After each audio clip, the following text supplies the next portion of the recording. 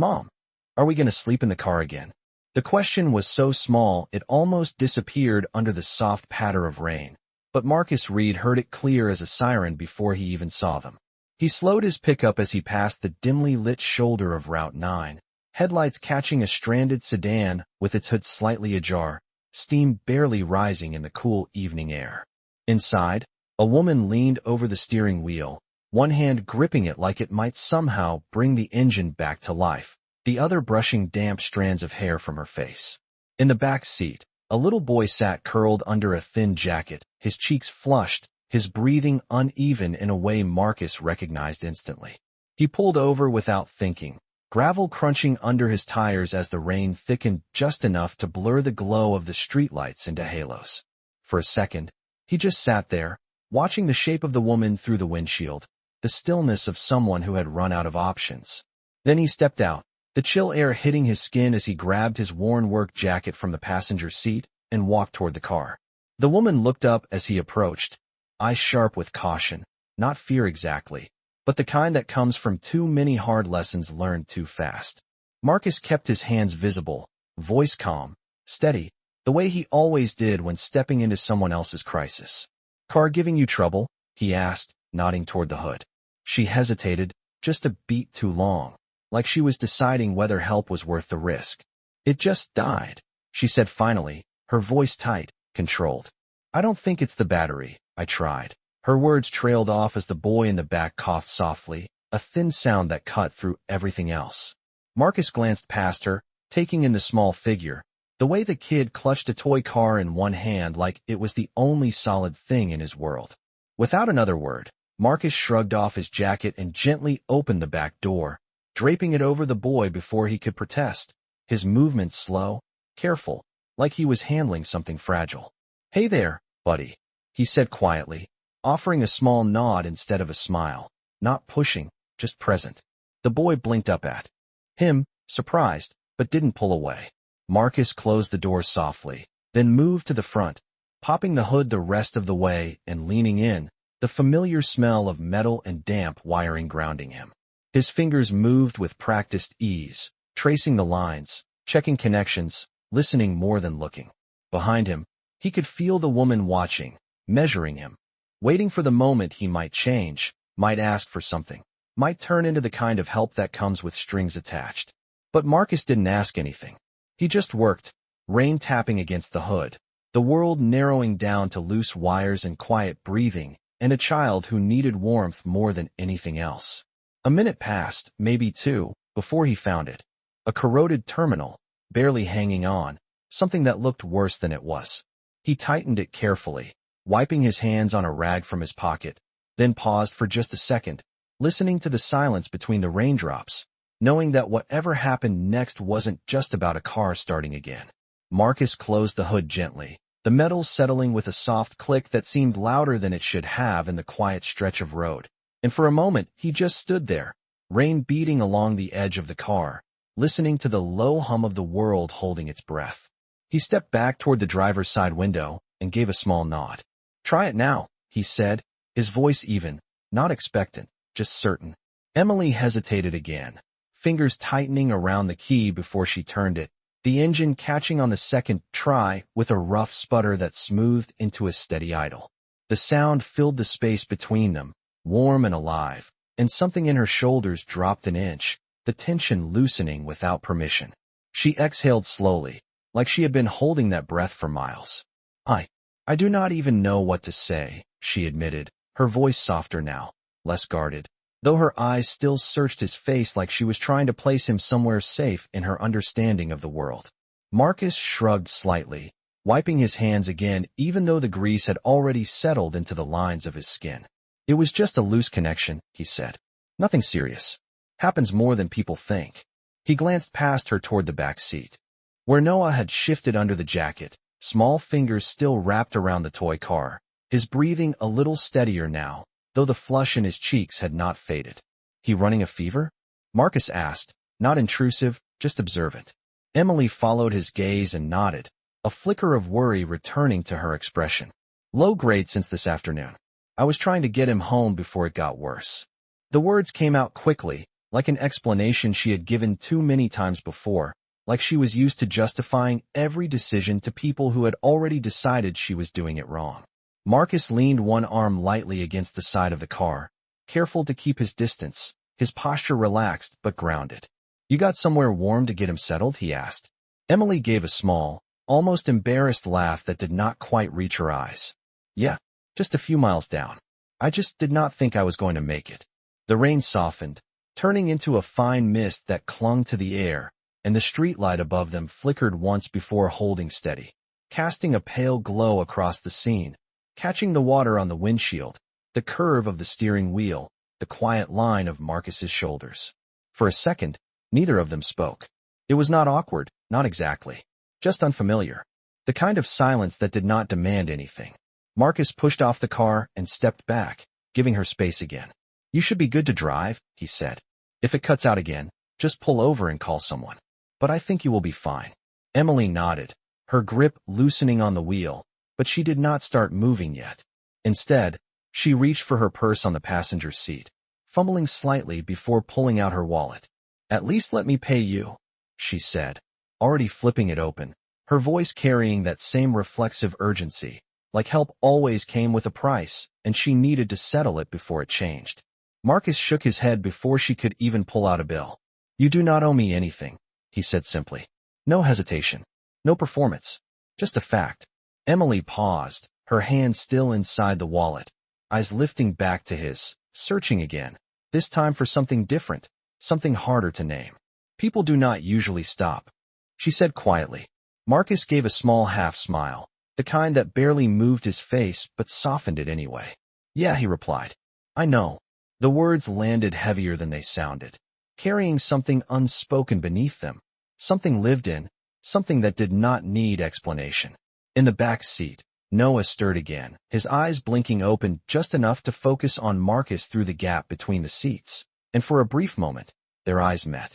The boy did not speak, did not smile, but he did not look away either, and that small, steady gaze felt like its own kind of acknowledgement, quiet and unguarded. Marcus nodded once more, then stepped back into the dim edge of the road, already turning toward his truck as if the moment had reached its natural end, leaving behind nothing but a running engine, a little more warmth, and a silence that felt different than the one before. The engine continued to hum steadily as Marcus's truck pulled back onto the road, its taillights fading into the mist until they disappeared completely, leaving Emily alone with the quiet rhythm of rain and the soft rise and fall of her son's breathing. She sat there for a moment longer, hands resting lightly on the steering wheel, not moving, not rushing, as if something inside her needed to catch up to what had just happened. It was not just that the car was running again. It was the way it had happened. No pressure, no hidden expectation, just help, given and then released. She glanced into the rearview mirror, watching Noah shift under the oversized jacket, his small face relaxed in a way she had not seen all day. "Hey, sweetie," she whispered softly, turning slightly in her seat. "We are going home now." Noah blinked, eyes heavy, but instead of answering, he lifted the toy car in his hand just a little, as if showing it to her. The tiny wheels caught the dim light, clean and aligned, no longer crooked. Emily frowned slightly, confused, because she did not remember fixing it. Then it clicked. Marcus. He had not just noticed the problem under the hood. He had noticed everything. She swallowed, a quiet weight settling in her chest, something unfamiliar but not unwelcome. She shifted the car into drive and eased back onto the road, the tires gliding over wet pavement as the town lights grew closer, warmer, more defined. Each mile felt different now, not because the road had changed, but because the silence inside the car had. It was no longer heavy. It was steady. When she finally pulled into her apartment complex, the building stood exactly as it always had, a two-story structure with faded siding and a flickering hallway light that never quite stayed fixed, but tonight it did not feel as suffocating as it had earlier. She parked in her usual spot, turned off the engine, and sat there again for a second, listening to the ticking sound of the cooling metal. Routine told her to move quickly, to carry Noah inside, to prepare medicine, to check emails, to brace for whatever tomorrow might bring. But something slowed her down. She looked down at her hands, still faintly trembling, and realized it had been a long time since help had come without cost. Carefully, she stepped out of the car and opened the back door, lifting Noah into her arms. He stirred slightly, his head resting against her shoulder, the jacket slipping a little as she adjusted her grip. "The nice man fixed it," Noah murmured, his voice barely more than a breath, but clear enough to stop her in place. Emily froze for half a second, her heart catching on the words. "Yeah," she whispered, tightening her hold on him as she closed the door with her foot. "He did." Noah's fingers curled lightly into the fabric of her sweater, and within seconds, he was asleep again, trusting, unaware of how rare that kind of peace had become. Emily walked slowly toward the entrance, the overhead light flickering once before settling into a dull glow, and as she pushed the door open, she found herself glancing back toward the street, half expecting to see a pair of headlights return, even though she knew they would not. The night was quiet, empty, ordinary, and yet, as she carried her son up the narrow stairs, the echo of that simple moment lingered with her, not loud, not dramatic, just present, like a small shift in the direction of something she had not realized she was still hoping for. Morning came quietly, not with sunlight pouring through the window, but with the soft gray glow of an overcast sky pressing gently against the blinds, and the low hum of the city waking up in the distance. Emily stood in the small kitchen, one hand wrapped around a chipped ceramic mug, the warmth of the coffee seeping into her fingers as she stared at nothing in particular, her mind still somewhere between last night and everything waiting for her today. The apartment smelled faintly of toast and medicine, a mix of routine and necessity, and behind her, Noah sat at the tiny table, legs swinging just above the floor, the oversized jacket folded neatly beside him like it belonged there now. "Do you think he works on toys too?" Noah asked suddenly, his voice clearer than it had been the night before, though still soft with leftover sleep.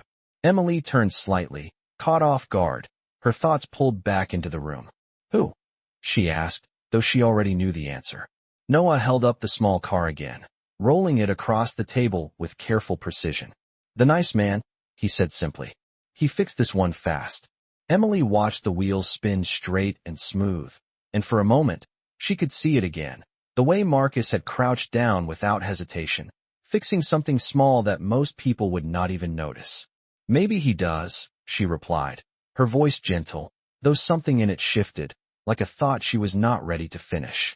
Noah nodded, satisfied, and went back to his quiet play, the steady clicking of plastic against wood filling the space between them. Emily turned back to the counter, but her focus did not return to the coffee or the clock or the list of things she needed to get through before work. Instead, it lingered on a detail that should have been insignificant. She did not even know his last name.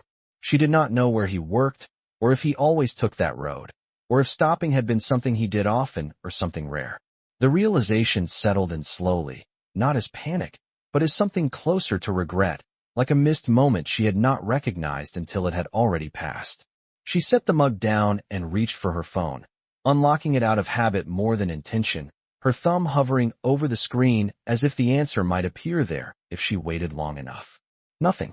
Just the same notifications, the same emails, the same reminders of bills and deadlines, and a life that moved forward whether she was ready or not. She exhaled quietly and slipped the phone back onto the counter, telling herself it did not matter, that it had been a moment, a kind one, but still just a moment.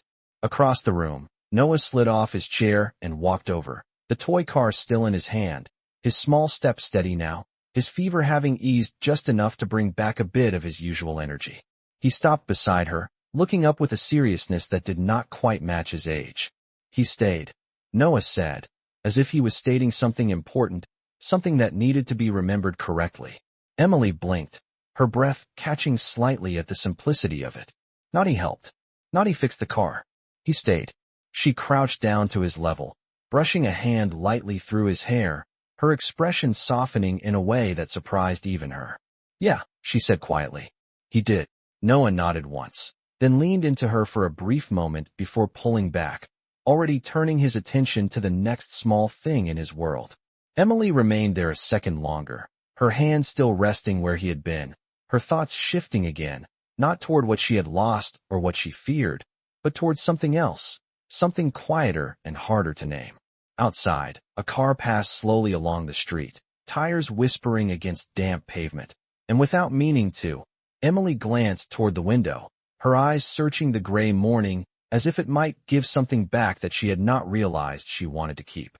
The day moved forward whether Emily was ready for it or not, carrying her from the quiet of the morning into the fluorescent brightness of her office, where everything felt sharper, louder, and less forgiving.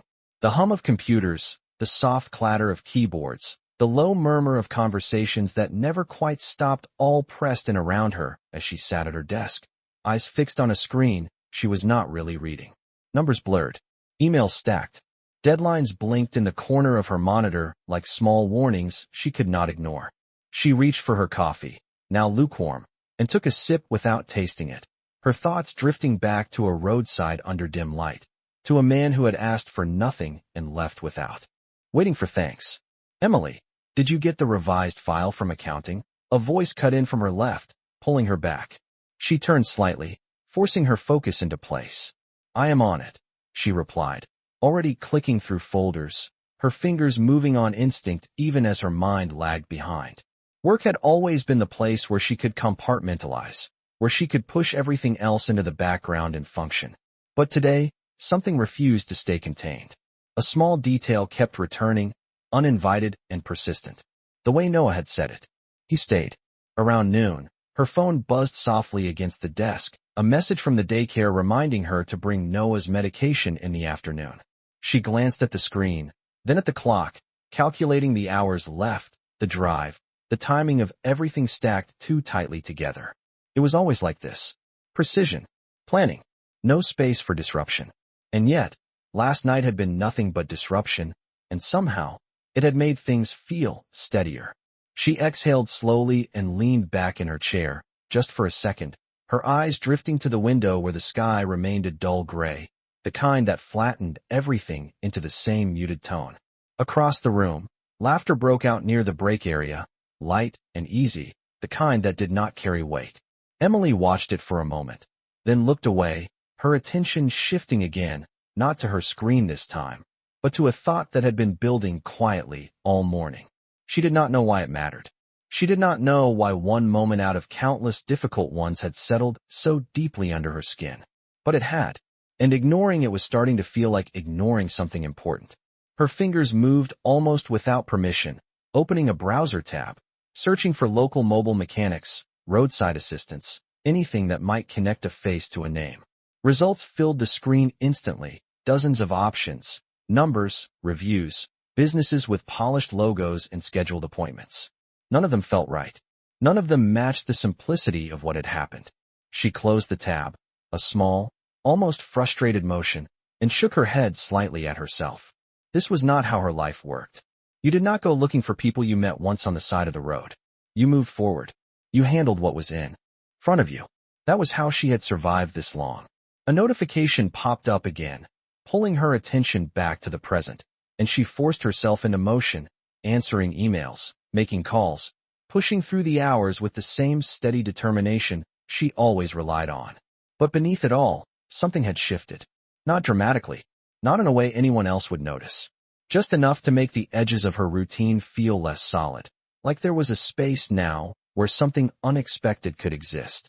And when her phone buzzed again, this time with a photo from the daycare showing Noah holding his toy car with a small, proud smile, Emily stared at it a second longer than necessary, her chest tightening in a way that was not worry, not stress, but something quieter, something that made her realize that maybe, just maybe, one moment was enough to change the direction of what came next. By late afternoon, the sky had darkened again, clouds folding over the city like a quiet warning that the rain was not finished yet, and Emily found herself gripping the steering wheel a little tighter than usual as she pulled into the daycare parking lot, her eyes scanning automatically for Noah's classroom window before she even turned off the engine. The building looked the same as always, bright murals on the walls, small chairs stacked neatly inside, the soft echo of children's voices carrying faintly through the glass. But something in her chest felt different, like she was arriving with more than just the weight of another day. She stepped out of the car, the cool air brushing against her face, and paused for a second, her gaze drifting briefly across the lot, not searching for anything specific, but not entirely aimless either. Then she pushed the thought aside and walked inside, the familiar scent of crayons and cleaning solution grounding her back in routine. Noah spotted her almost immediately, his face lighting up in a way that always cut through everything else, and he ran toward her with that uneven, eager energy that told her his fever had broken. "Mom," he said, wrapping his arms around her, his voice stronger now, steadier. Emily knelt to meet him, pulling him close, pressing a quick kiss to his hair before leaning back just enough to study his face. "How are you feeling?" she asked, brushing her thumb lightly across his cheek. "Better," he said, nodding with quiet confidence, then holding up the toy car again as if it explained everything.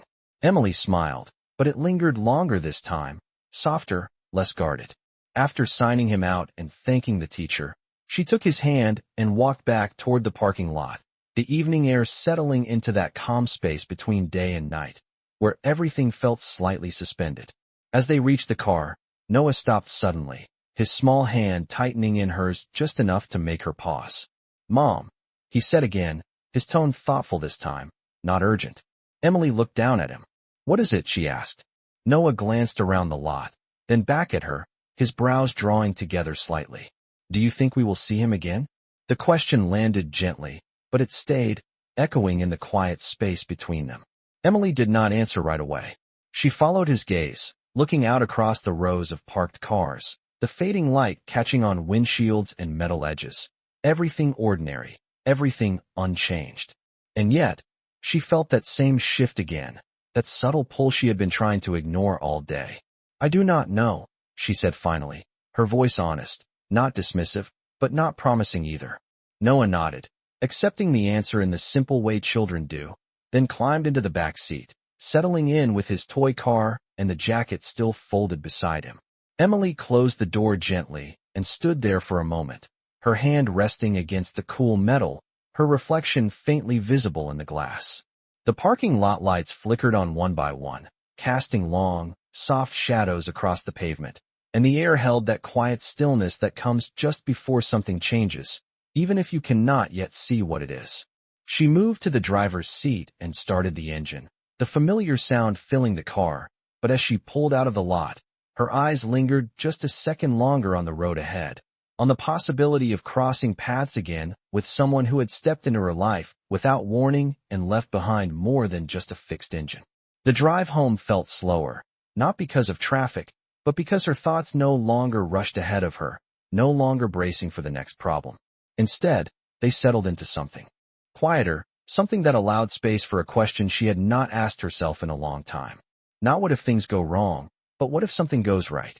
And for the first time in a while, that question did not feel like a risk. It felt like something she might be ready to face. The evening settled in slowly, the kind that did not rush but stretched itself across the sky in layers of fading light and quiet street sounds. And by the time Emily pulled into the apartment complex again, the world felt softer, less sharp than it had that morning. She parked in the same spot, turned off the engine, and for a moment neither she nor Noah moved. The silence inside the car filled only by the faint ticking of cooling metal and the distant hum of traffic passing somewhere beyond the buildings. Noah leaned forward between the seats, resting his chin lightly against the headrest, his toy car still in hand. "Mom," he said, his voice calm, almost thoughtful, "what if we just drive that road again?" Emily glanced at him through the rearview mirror, a small crease forming between her brows. "What do you mean?" she asked. Noah shrugged slightly, the gesture simple, honest. "The road where the car stopped," he said. "Maybe he goes there a lot." The idea hung there, fragile but clear, and for a second, Emily almost smiled at the innocence of it. But then something in her expression shifted, not dismissive, not amused, but considering. She turned slightly in her seat, looking at him more directly.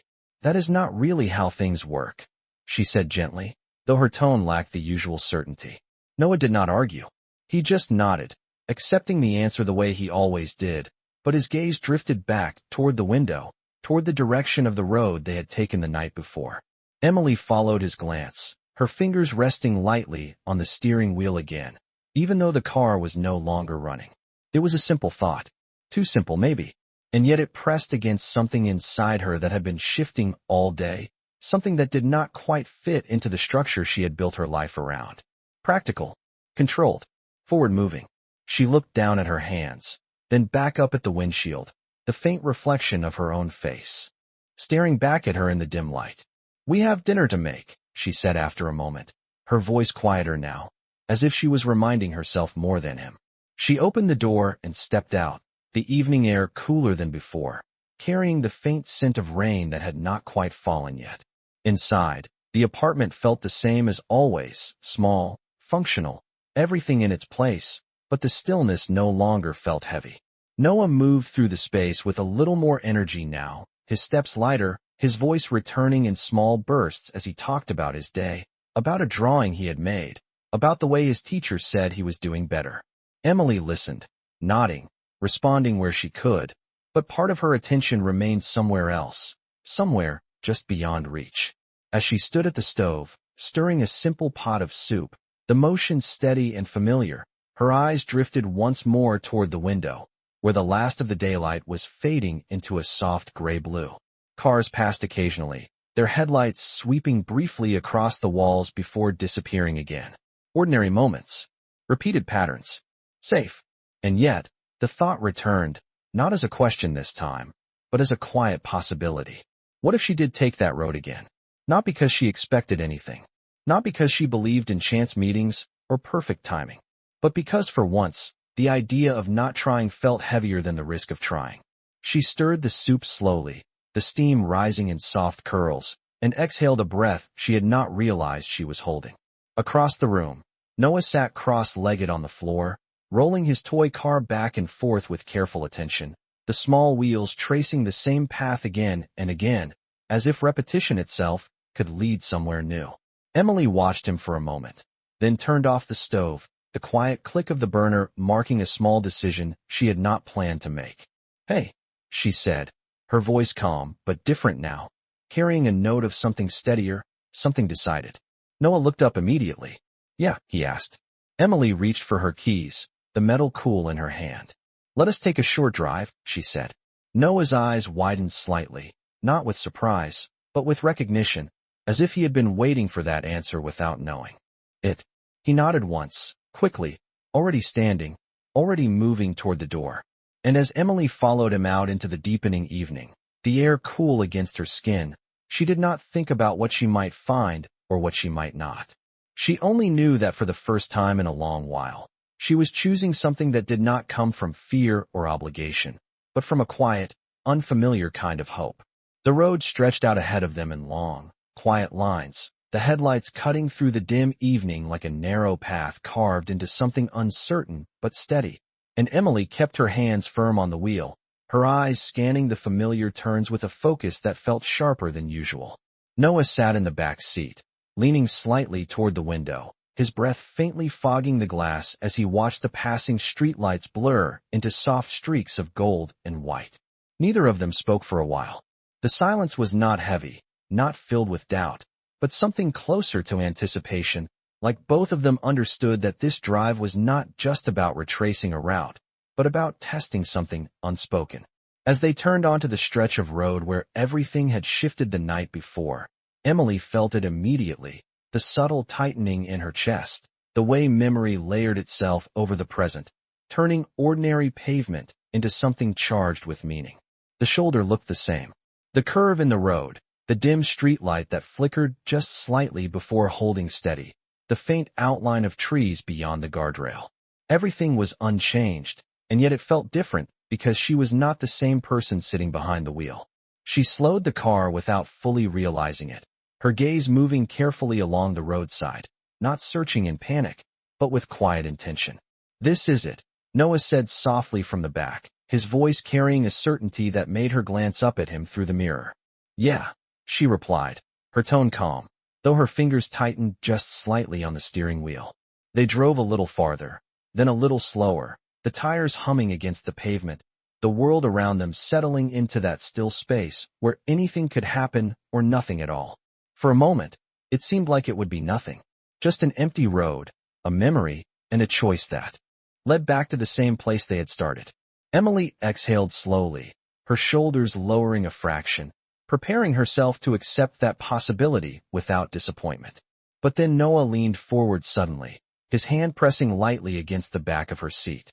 "Mom," he said, his voice quick now, alive with something bright. "Look." Emily followed his gaze, her eyes shifting toward the side of the road just ahead, where a pair of headlights sat angled slightly toward the shoulder, illuminating the front end of a small pickup truck with its hood raised. A figure stood beside it, partially shadowed, moving with familiar precision, one hand braced against the frame as the other worked beneath the hood. Emily's breath caught, not sharply, not dramatically, but enough to pause her for a second longer than necessary. It could have been anyone. It should have been anyone. But something in the posture, in the stillness between movements, felt unmistakably familiar.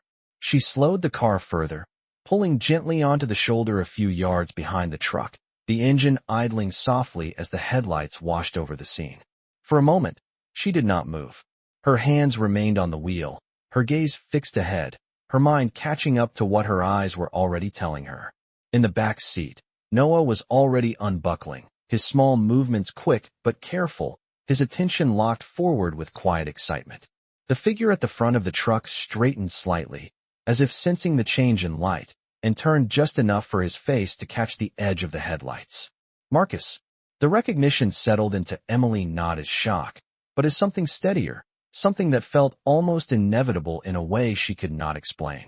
She opened the door slowly, the cool air rushing in as she stepped out onto the damp pavement, the faint scent of rain lingering in the air, and for a second, she simply stood there, letting the moment exist without rushing it. Marcus looked at her fully now, his expression shifting from mild surprise to something quieter, something that held a trace of recognition as well. Neither of them spoke right away. The road hummed faintly in the distance, the night wrapping around them in a calm that felt almost deliberate. Emily took a few steps forward, her movements steady, her eyes never leaving his, and when she finally stopped, a few feet away, the words she had not planned, the ones she had not even allowed herself to think about clearly, rose to the surface with a clarity that surprised her. She glanced back once, just briefly, at Noah standing by the car, watching them with wide, hopeful eyes, then looked at Marcus again, her voice soft but certain as she spoke. Emily's voice did not rise, did not tremble, but it carried something deeper than confidence, something that came from a place she had kept closed for a long time. "Do you want to be my son's father?" The words settled into the quiet night air, not rushed, not dramatic, just present, like a truth that had been waiting for the right moment to exist. Marcus did not answer right away. He stood there, the faint glow of headlights outlining his figure, one hand still resting against the open hood of the truck as if he needed something solid to hold on to while the meaning of what she said reached him fully. His eyes shifted, not away from her, but through the moment, taking in the weight of it, the distance between where he stood and what she was asking. Behind Emily, Noah remained still by the car, watching with that same quiet focus he had shown the night before, his small figure framed by the soft light spilling from the open door. Marcus let out a slow breath, his shoulders easing just slightly, not from relief, but from understanding. "That is not a small question," he said gently, his voice steady, careful, as if each word needed to be placed exactly where it belonged. Emily nodded once, already expecting that, her gaze unwavering. "I know," she replied, "and I am not asking because I need someone to fix things for me." She paused, just for a second, her eyes flicking toward Noah, then back to Marcus. "I am asking because my son feels safe around you, and I have not seen that in a long time." The honesty of it filled the space between them, leaving no room for misunderstanding, no room for pretense. Marcus looked past her then, his attention settling on Noah, who met his gaze without hesitation, holding the toy car loosely in his hand. For a moment, nothing else existed. Just that connection. Quiet, unforced, real. Marcus stepped forward slowly, closing the distance. Just enough to stand beside Emily rather than across from her, his presence no longer separate from hers, but not yet fully joined either. "I do not want to step into something I cannot honor," he said after a moment, his tone low, thoughtful. "A kid does not need someone who shows up once. He needs someone who stays." The word lingered, echoing the same truth Noah had spoken without knowing its weight. Emily's expression softened, something in her posture easing, not because she had her answer yet, but because she recognized the meaning behind his hesitation. "That is exactly why I am asking you," she said quietly. The night seemed to hold its breath again, the distant sound of cars passing fading into the background as Marcus looked between them, at the woman who had chosen to trust him, and the child who had already decided he did. He nodded once, not sharply, not as a final declaration, but as the beginning of one. "Then I would want to do this the right way," he said. "Slow, honest, showing up every day, not just when it is easy." Emily felt something settle inside her, not a rush, not a surge, but a quiet alignment, like something that had been out of place had finally found where it belonged. She nodded in return, her voice softer now, but certain. "That is all I am asking for." Noah took a few small steps forward then, closing the space between them, his gaze moving from Marcus to Emily and back again, as if confirming something only he could fully understand. Marcus glanced down at him, then crouched slightly, bringing himself to the child's level without hesitation. "Hey, buddy," he said, his voice warm but grounded. Noah held up the toy car again, offering it without words, and Marcus took it carefully, turning it once in his hands before handing it back. "Looks like it is still running strong," he said. Noah smiled, small but certain. The moment did not need anything more. No promises spoken out loud. No declarations that tried to force the future into place. Just three people standing on the side of a quiet road, the night wrapping around them, the air cool and still, and something new beginning not with certainty, but with choice. Marcus stood again, his presence now closer, more natural, and as Emily turned slightly toward the car, Noah slipping his hand into hers, Marcus reached for the hood of the truck and lowered it with a soft, final click. The sound echoed lightly, then faded, leaving behind a silence that no longer felt empty, but full, like the beginning of something that would not need to be rushed to be real.